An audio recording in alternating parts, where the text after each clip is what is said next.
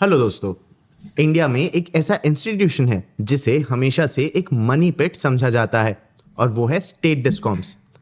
कई सालों से इन एंटिटीज को इनएफिशिएंसीज, पॉलिटिकल इंटरफेरेंस और लॉसेस और बेलआउट्स के एंडलेस साइकिल से डील करना पड़ रहा था। भले ही गलती पूरी तरह से स्टेट डिस्कॉम्स की नहीं थी, खराब फाइनेंशियल परफॉर्मेंस अब इनकी इमेज का एक हिस्सा बन गया था।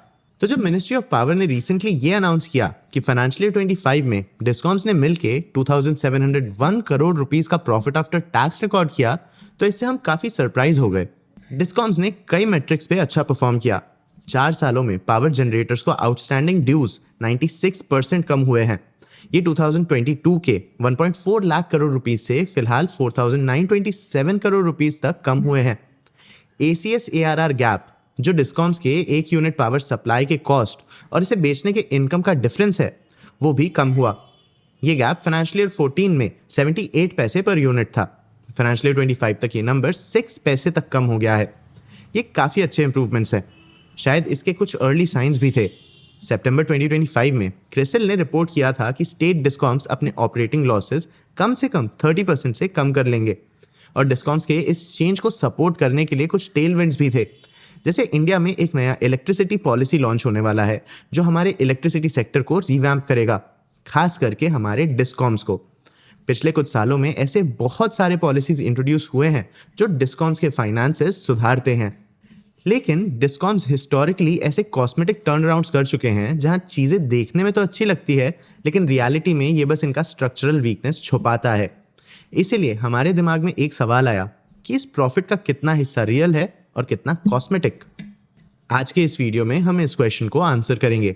सबसे पहले हम डिस्कॉम्स के नॉन पेमेंट प्रॉब्लम के बारे में समझेंगे, फिर हम डिस्कॉम्स पे RDSS स्कीम का इम्पैक्ट समझेंगे, एंड में हम कुछ ऐसे प्रॉब्लम्स डिस्कस करेंगे जो अभी तक ठीक नहीं हुए हैं। मैं हूं आपका होस्ट देव, आप देख रहे हैं मार्केट्स बाय ज़ीरोधा हिंदी। चलिए शुरू करते हैं। सबसे पहले इंडिया के पावर सेक्टर के एक बड़े प्रॉब्लम से शुरुआत करते हैं, और वो है डिस्कॉम्स का पावर जनरेटर्स और ट्रांसमीटर्स को पेमेंट ना करना। कई सालों से डिस्कॉम्स स्टेट ओन्ड और प्राइवेट पावर जनरेटर से पावर खरीदते थे और महीनों या कभी कभी सालों के लिए पेमेंट्स डिले कर देते थे। 2022 तक पावर प्रोड्यूसर्स को ड्यूज 1.4 लाख करोड़ रुपीस तक बढ़ गए थे। ये बस डिस्कॉम्स का प्रॉब्लम नहीं था, ये प्रॉब्लम पूरे वैल्यू चेन में फैला हुआ था। डिस्कॉम्स को कंज्यूमर्स से लेट पेमेंट्स मिलते थे और ये डिले जनरेटर्स तक चले जाते थे। वहीं जनरेटर्स कोल कंपनीज को पे नहीं कर पाते थे और पूरा सिस्टम बहुत सारे ड्यूज के नीचे फंसा जा रहा था। इस साइकिल को तोड़ने की कोशिश करने के लिए जून 2022 में मिनिस्ट्री ऑफ पावर ने लेट पेमेंट सरचार्ज या LPS रूल्स इंट्रोड्यूस किए। इसने लेट पेमेंट्स के साथ फंसे डिस्कॉम्स के लिए एक सोल्यूशन निकाला, लेकिन इसके कंडीशंस बहुत स्ट्रिक्ट थे। यह सोल्यूशन एक ग्रेजुएटेड लिक्विडेशन स्कीम था जिसमें डिस्कॉम्स अपने लेगेसी ड्यूज को EMIs में बदल सकते थे। पेमेंट के टाइमलाइंस डेट के साइज के हिसाब से सेट होते थे। जैसे अगर डिस्कॉम का 500 करोड़ रुपीस से कम का ड्यू था तो इसके लिए इसे 12 महीनों का टाइम मिलता था। 10,000 करोड़ रुपीस से ज्यादा के ड्यूज के लिए 48 मंथ्स का टाइम मिलता था। लेकिन इसका कंडीशन बहुत स्ट्रिक्ट था। अगर डिस्कॉम्स अपने करंट बिल्स ड्यू डेट से 1 महीने में क्लियर नहीं कर पाते तो ये इंटरस्टेट ट्रांसमिशन नेटवर्क का एक्सेस खो देता। बेसिकली इसका पावर का एक्सेस कम कर दिया जाता। 13 स्टेट्स ने लिक्विडेशन शेड्यूल चुना। इसके रिजल्ट्स एटलीस्ट पेपर पे ड्रामेटिक थे। जैसा मैंने बताया, आउटस्टैंडिंग ड्यूज 2022 के 1.4 लाख करोड़ रुपीस से जनवरी 2026 तक 4,927 करोड़ रुपीस तक कम हो गए। ये एक 96% का रिडक्शन था, और शायद ऐसा भी लग रहा है कि पेमेंट साइकिल्स फाइनेंशियल ईयर 21 के 178 डेज से फाइनेंशियल ईयर 25 तक 113 डेज तक कम हो गए हैं।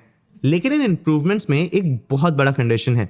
ये ड्यूज इसीलिए क्लियर नहीं हुए क्योंकि डिस्कॉम्स अचानक अपने बिल्स पे करने के लिए काफ़ी पैसे कमाने लगे, बल्कि ये इसीलिए क्लियर हुए क्योंकि इन्होंने अपने एग्जिस्टिंग डेट को रीस्ट्रक्चर किया। देखो, LPS डेडलाइंस मीट करने के लिए ज़्यादातर स्टेट डिस्कॉम्स ने नए 10 ईयर लोन से पेमेंट्स फाइनेंस किए।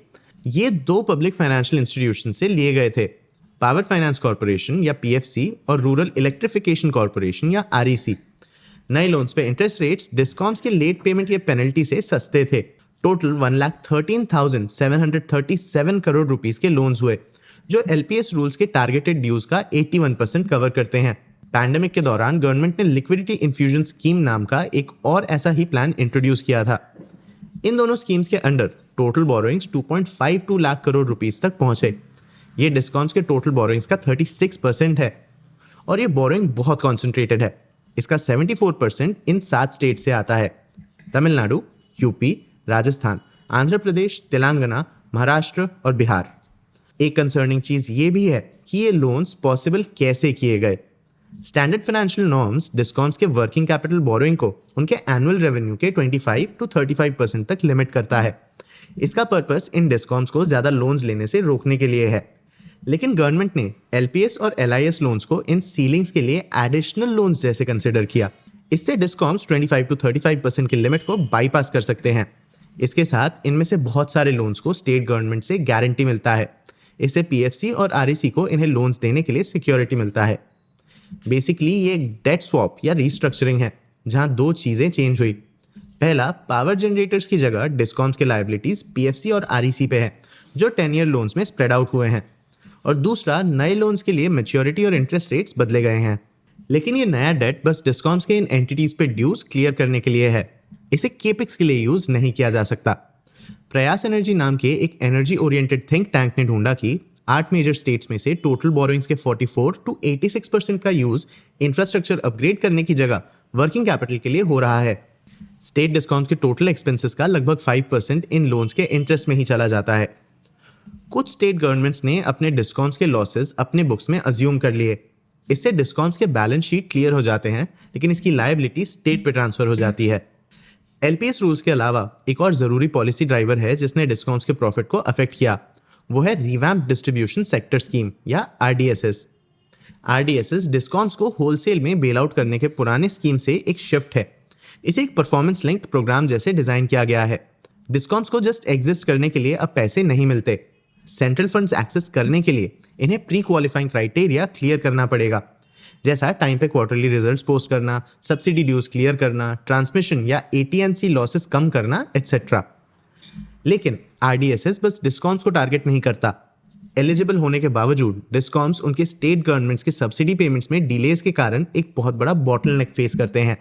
तो आरडीएसएस ने स्टेट गवर्नमेंट्स के लिए एक carrot and stick policy design किया।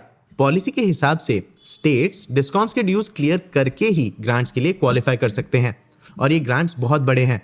ये 97,000 करोड़ रुपए से ज्यादा के हैं। पॉलिसी इफेक्टिव था।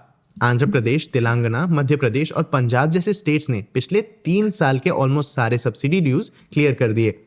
सब्सिडी रियलाइजेशन मतलब कितना सब्सिडी प्रॉमिस होता है वर्सेस कितने पैसे डिसबर्स होते हैं, फाइनेंशियल ईयर 24 के 97.45% से फाइनेंशियल ईयर 25 तक 99% तक इंप्रूव हुए।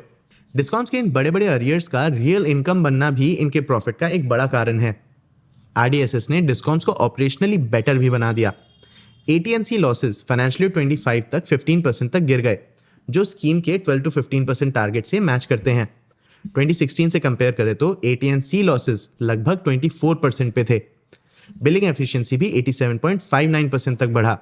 पावर थेफ्ट और बिलिंग इनएफिशिएंसी कम करने से डिस्कॉम्स के बॉटम लाइंस या प्रॉफिट्स इंप्रूव होते हैं। लेकिन इस परफॉर्मेंस में 2 कंडीशंस भी हैं। पहला, प्रयास के हिसाब से फाइनेंशियल ईयर 24 में महाराष्ट्र, राजस्थान और कर्नाटका जैसे स्टेट्स के सब्सिडी पेमेंट्स में वापस शॉर्टफॉल हुआ। वहीं आंध्र प्रदेश और तेलंगाना ने अपने ड्यूज कंसिस्टेंटली मीट किए। इसका मतलब ये हो सकता है कि अरियर्स का इनिशियल क्लीन अप शायद बस एक ग्रांट्स के लिए वन टाइम एफर्ट हो सकता है। स्टेट्स अपने पुराने मेथड्स में वापस जा सकते हैं जहां वो डिस्कॉम्स को पेमेंट्स प्रॉमिस करते हैं लेकिन एक्चुअल पेमेंट्स नहीं करते। शायद इसीलिए इस पॉलिसी का एप्लीकेशन स्टेट्स में अनइवन रहा है। दूसरा कंडीशन ये है कि रिकॉर्डेड प्रॉफिट शायद ये छुपा सकता है कि डिस्कॉम्स का ऑपरेशन एक्चुअली इंप्रूव हुआ भी या नहीं। जैसे तमिलनाडु के मेन डिस्कॉम को सिर्फ 2 कारणों से प्रॉफिट हुआ। इसे फाइनली इसका सब्सिडी मिला और स्टेट गवर्नमेंट ने इसके लॉसेस अज्यूम कर लिए। इन लाइन आइटम्स के बिना इसने लॉसेस रिकॉर्ड किए होते। और तो और ये ऐसे प्रॉब्लम्स भी छुपा सकता है जो स्पेसिफिक स्टेट में यूनिक हो और जिसे सेंट्रल पॉलिसी से ठीक नहीं किया जा सकता। इन स्कीम्स के अलावा कुछ और चीजें हैं जो डिस्कॉम्स के स्ट्रॉन्ग फाइनेंशियल हेल्थ के स्टोरी को काउंटर करती हैं। सबसे पहले ये देखते हैं कि सबसे स्ट्रॉन्ग डिस्कॉम्स कौन से थे। ऐसा लग रहा है कि डिस्कॉम्स के इस टर्न अराउंड का एक बड़ा हिस्सा प्राइवेट ऑपरेटर से आया, पब्लिक ऑपरेटर से नहीं। 14th annual integrated rating of utilities में हर प्राइवेट डिस्कॉम ने प्रॉफिट रिकॉर्ड किया, लेकिन पब्लिक यूटिलिटीज के लगभग आधे ने लॉसेस रिपोर्ट किए।